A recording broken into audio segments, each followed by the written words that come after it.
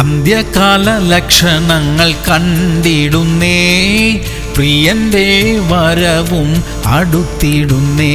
Hallelujah ഹല്ലേലൂയ ഹല്ലേലൂയ hallelujah.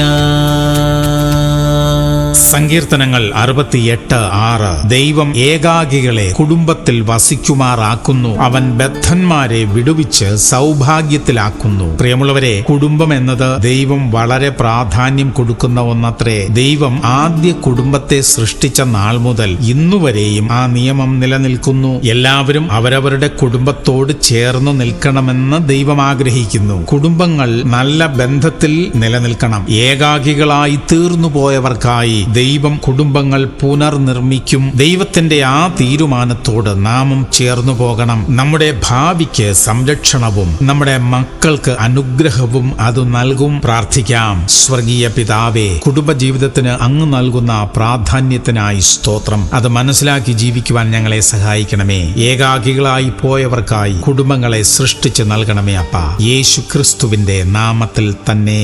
ആമേൻ ആമേൻ ആമേൻ.